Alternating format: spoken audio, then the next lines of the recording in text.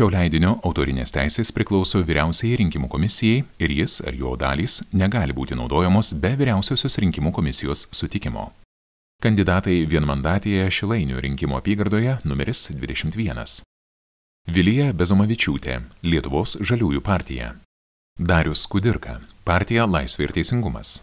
Marius Matijošaitis, Laisvės partija.